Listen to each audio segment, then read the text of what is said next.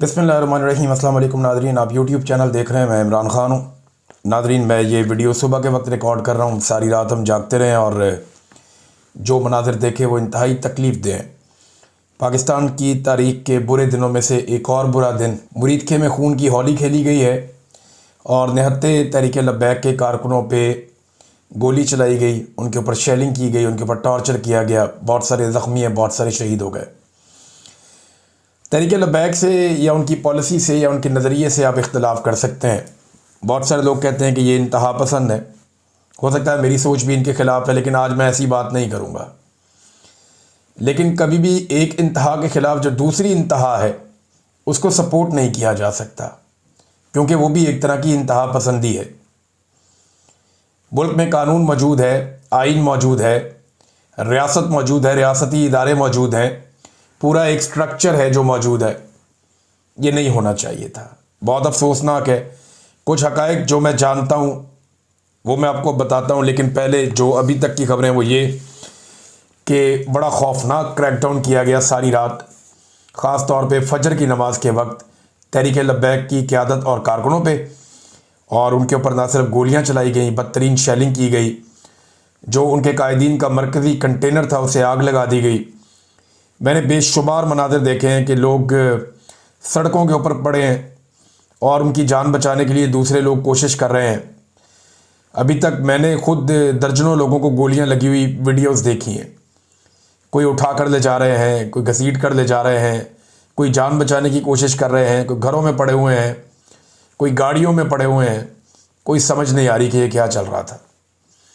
इतना जुल्म, और चारों तरफ से इन लोगों को घेरा हुआ। IG पंजाब खुद वहाँ पे मौजूद था। कुछ इतलात के मुताबिक वहाँ पे कुछ वज़रा और मोहसिन नकवी भी गया था और ये खून की होली खेली गई है। अब तक की इतला के मुताबिक जो कुछ हमने देखा या अभी तक जो तहरीक लब्बैक के लोगों ने बताया, वो ये कह रहे हैं कि हाफिज़ साद रिजवी जो लीडर हैं तहरीक लब्बैक के, उन्हें गोलियाँ लग गई हैं। कुछ लोग कह रहे हैं उनके कंधे में 1 गोली लगी, कुछ लोग कह रहे हैं उन्हें 3 गोलियाँ लगी। लेकिन ये बात कंफर्म है कि वो अपने कंटेनर पे बेहोश हो गए थे और वहाँ से जो है उन्हें पकड़ के ले गए सिक्योरिटी फोर्सेस के लोग। जबकि उनका भाई जो अनस रिजवी है, छोटा लड़का, वो भाई है उनका, वो भी कहा जा रहा है कि शदीद ज़ख्मी है। जबकि ये भी दावा किया गया कि कुछ कायदीन और कुछ कारकुनान जो हैं वो वहाँ पे भी तहरीक लब्बैक के शहीद हुए हैं। तो हर तरफ लाशें पड़ी हुई थी और ज़ख्मी पड़े हुए थे। बहुत अजीब सूरत हाल थी जो वहाँ से रिपोर्ट हो रही है।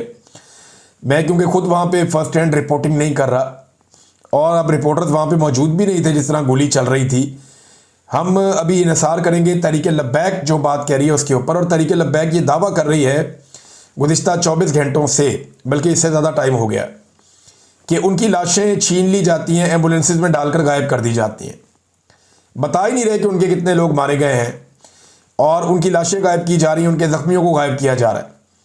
बल्कि वहाँ पे बख्तरबंद गाड़ियाँ जिस तरह भाग रही थी उसमें ये दावा किया गया कि बहुत सारे लोग इन गाड़ियों के नीचे भी आ गए। ये खौफनाक मनाज़िर हैं। 26 नवंबर के बाद हमने इस तरह के मनाज़िर अब देखे पाकिस्तान में। इससे पहले इस तरह की चीज़ें हमने 26 नवंबर को देखी थी और ये इंतहाई तकलीफ़ दे मनाज़िर हैं जो लगातार दिखाई दे रहे हैं। बहरहाल दोनों भाई जो लीडरान हैं वो दोनों गिरफ़्तार हो गए हैं। सिक्योरिटी फोर्सेज उन्हें उठाकर ले गई हैं और इतला ये दी जा रही है कि दोनों ज़ख्मी भी हैं। अब मैं आपको ये भी बता दूं कि साद रिजवी गुज़िश्ता 24 घंटों से ज़्यादा हो गए हैं लगातार बार बार कह रहा था कि मेरे साथ मुज़ाकरात करो, हम टीम भिजवा देते हैं, उनके साथ मुज़ाकरात करो। बल्कि उन्होंने यहाँ तक कह दिया कि हम 1-1.5 महीने के लिए अपना ये मार्च मुलतवी कर देते हैं, हमें मुज़ाकरात का मौका दिया जाए, हम बाद में दोबारा आ जाएंगे। और यकीन दिलाते हैं कि सिर्फ अपना एक प्रोग्राम करेंगे 1 दिन का, कहीं पर भी हम धरना नहीं देंगे। वो काफ़ी बैकफुट पर चले गए थे, उन्हें थोड़ी सी फेस सेविंग चाहिए थी और मुज़ाकरात के ज़रिए से एहतजाज ख़त्म करना चाह रहे थे। लेकिन तहरीक लब्बैक के लोगों ने मुझे बाकायदा, उनकी क़यादत ने मैसेजेस किए, मेरे पास अभी भी मेरे मोबाइल फ़ोन में वो मैसेजेस मौजूद हैं। उन्होंने बताया कि हमें आगे बढ़ने दिया जाता है, हमें पीछे हटने नहीं दिया जा रहा, हमें धकेल कर लाहौर से निकाल कर यहाँ तक पहुँचाया गया है और हमें घेरा जा रहा है। इस किस्म की बातें उन लोगों ने मेरे साथ की, तहरीक लब्बैक की क़यादत ने। और वो मुझे ये कह रहे थे कि हमें लगता है कि हमें ट्रैप किया गया है और हमारे ऊपर एक बड़ा ऑपरेशन किया जाएगा, फिर जो इस्टेब्लिशमेंट के अंदर सोर्सेज हैं जिन सहाफ़ियों के, उनमें से एक से मेरी बात हुई और उन्होंने मुझे कंफर्म किया कि इमरान साहब मामला ये है कि अब तय कर लिया गया है बड़े हाई लेवल के ऊपर कि इन्हें एलिमिनेट किया जाएगा, यानी इन्हें अब रास्ते से हटाया जाएगा, तहरीक लब्बैक को, इसको हमेशा के लिए क्रश कर दिया जाएगा। ये फैसला किसी लेवल पर किया गया क्योंकि देखें अभी शहबाज शरीफ ने डोनाल्ड ट्रंप के करीब भी जाना है, तो उन्हें यह भी बताना है कि पाकिस्तान में कितनी शदीद मुखालफत हो रही। कुछ लोग ये सवाल उठा रहे हैं जिनमें अरशाद भट्टी साहब भी हैं, कुछ और मेरे दोस्त भी हैं सहाफ़ी, मुझे समझ नहीं आ रही कि वो ये सवाल क्यों उठा रहे हैं कि भाई वो ये कह रहे हैं कि जी अगर फ़लस्तीनी मान गए और अरब मान गए तो आपको क्या तकलीफ़ है, अब अमन मुआहदा हो गया तो आप एहतजाज करने के लिए क्यों निकले। देखिए अभी एहतजाज हुआ है बरतानिया में, इस मुआहदे के बाद 2 लाख लोग निकले हैं। साउथ अफ्रीका में आज एहतजाज हो रहा है, बहुत बड़ी तादाद में लोग वहाँ पे निकल रहे हैं, सिक्योरिटी फोर्सेस उनको प्रोटेक्शन दे रही हैं।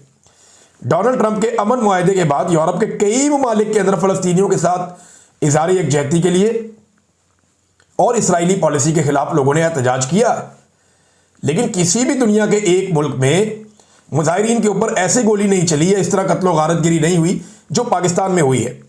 बजाय पाकिस्तान के सहाफ़ी और दानिश्वर ये सवाल पूछें कि जनाब अगर ये लोग पुरअमन तरीके से एक एहतजाज कर रहे हैं एक दिन के लिए और आपने बाकायदा इन्हें इजाज़त दी, रियासत ने बाकायदा इन्हें इजाज़त दी थी, या तो इजाज़त ही ना देते कि भाई आप इंतहा पसंद है, आपको हम आने नहीं देते, तो पहले इन्हें इजाज़त दी, इजाज़त दे के इनको इनके घर के ऊपर अटैक किया, फिर इनको निकाला घर से, फिर इनका लॉन्ग मार्च धकेलते धकेलते बाहर आ गया और मुरीदके में ला के अब ये क्लेम है तहरीक लब्बैक का कि हमें वहाँ पे घेर कर मारा गया और बहुत सारे लोग शहीद हुए हैं। ये मनाज़र मैंने इससे पहले इतने तकलीफ दे सिर्फ डी चौक में देखे थे, जहाँ पे लाशें गिर रही थी, स्नाइपर से गोलियाँ चलाई जा रही थी, बाकायदा रियासत ने धमकी लगाने के बाद वहाँ पे कत्लेआम किया था, बेशुमार ज़ख्मी अस्पतालों में पड़े थे, लोग चिल्ला रहे थे, रो रहे थे।